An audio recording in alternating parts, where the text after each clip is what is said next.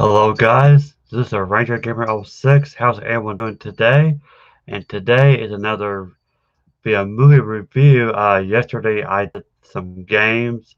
But before I begin this video, if you're new to my channel, please subscribe to my channel. Hit that like button, give this video a thumbs up, and hit that little bell button for more videos. Alright, so today is the 13th. Now I know it's not Friday the 13th. I thought on the 13th day, why not go over Friday the 13th series? I bought it at Walmart. It's an 8 movie collection. Uh, See, before I bought this, I didn't actually see any of the movies. I've seen parts of it on TV, but never seen the whole thing. Now, the only one that doesn't have is part 9, Jason Goes to Hell. It's not in this collection. I don't know why it wasn't. So kind of disappointing. And Jason X, which I don't miss that movie. That movie was horrible. Uh, but yeah, this covers the first 8 movie. Here's the spine, and here's the back, and you get Friday the 13th uncut. Uh, the film that started all.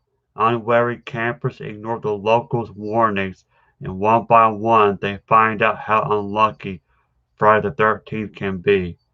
And it's got special features, commentary by director Sean S. Cunningham with cast and crew, fresh cuts, new tales from Friday the 13th, the man behind the legacy, Sean S. Cunningham, Friday the 13th reunion, Lost Tales from Camp Blood Part 1, and it was released 1980.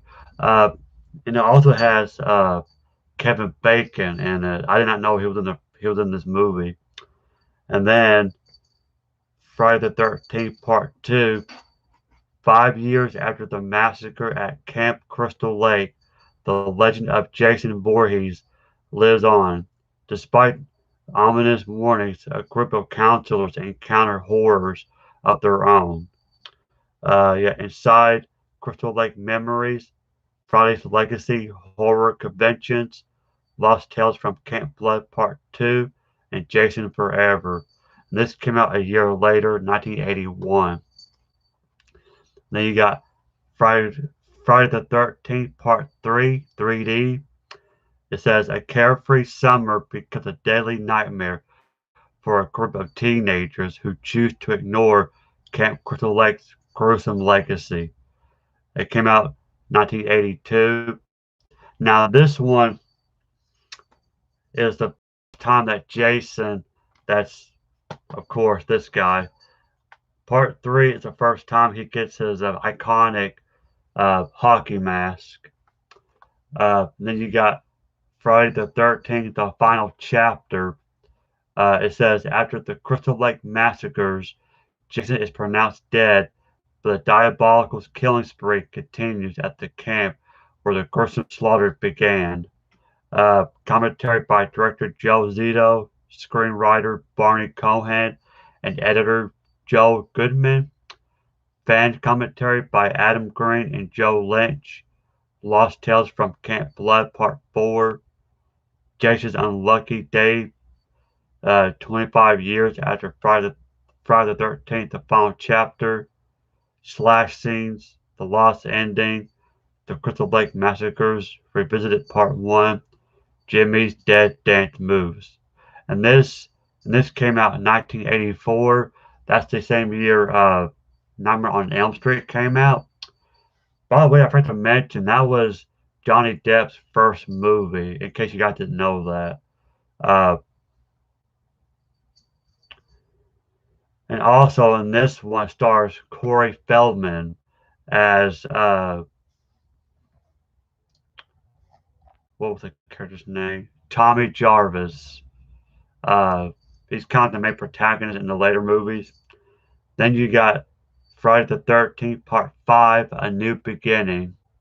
It says young Tommy Jarvis may have escaped from Crystal Lake, but he's still haunted by his nemesis, the ma- the maniacal serial killer Jason Voorhees. Uh, and this came out in 1985. Now these are all rated R, by the way. Then you got Friday the 13th, Part 6. Jason Lives.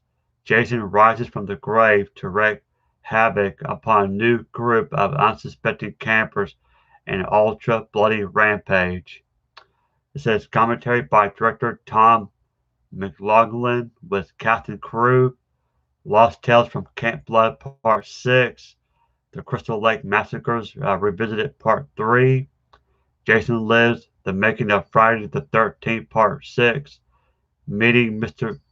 Voorhees slash scenes. Friday the 13th Part 7. The New Blood. What chance does a telekinetic, telekinetic, telekinetic teenage girl have against a maniacal serial killer with a machete? Return to Crystal Lake to find out for yourself, if you dare. Killer commentary by director John Carroll of Butler and actors Laura Park, Lincoln, and Kane Hodder. Kane Hodder played as Jason, at least in the later movies. He also played in Jason Goes to Hell. I can't remember if he played in Freddy vs. Jason. I can't remember. Uh, it says Jason's Destroyer, The Making of Friday the 13th, Part 7, The New Blood, Mind Over Matter, The Truth About Telekinesis, Makeover by Maddie, Need a Little Touch Up Work, My A-Hole, Slash Scenes. Yeah, this one was a little weird. You got this girl, she had like psychic powers. Uh, it was an alright movie, although it was weird. And the last one, Friday the 13th, Part 8, Jason Takes Manhattan.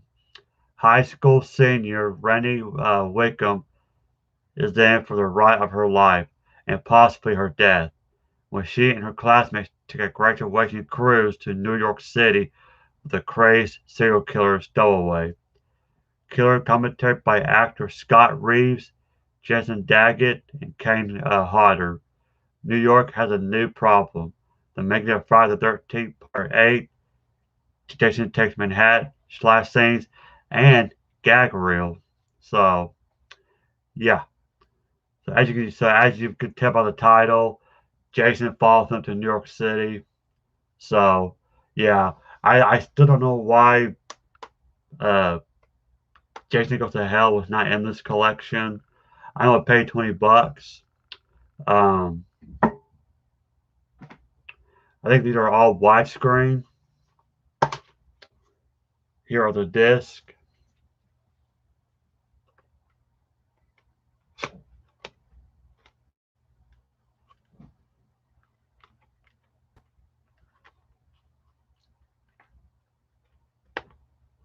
And one that fell off.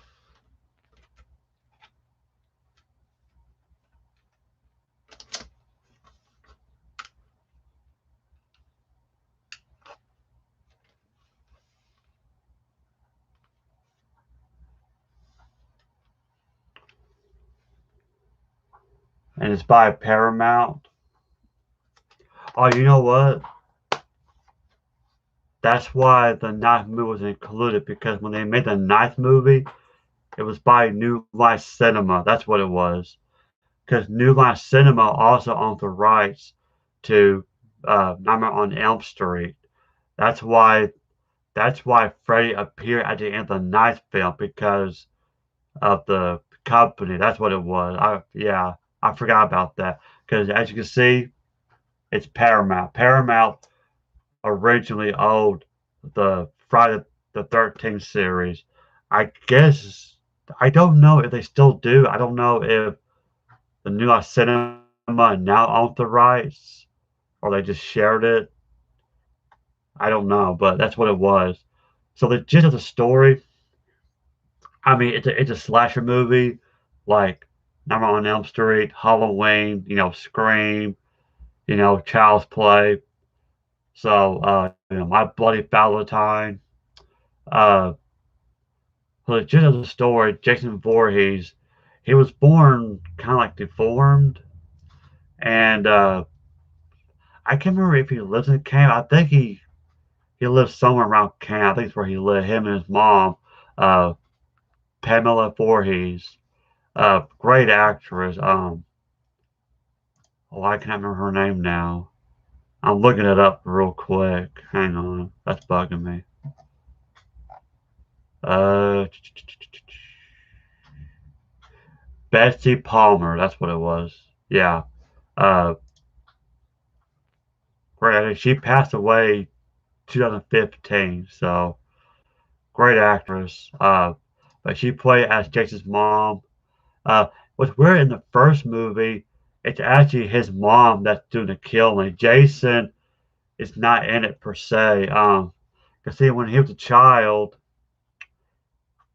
it's really hard to say if he drowned or not. I don't know if it really said or he survived, but apparently he was because he can't swim, and so he was drowning. But the thing is, the counselors were paying attention. They didn't keep an eye on him, and so his mom, Pamela, takes revenge against the campers because they weren't there for her son. So that's how this franchise got started.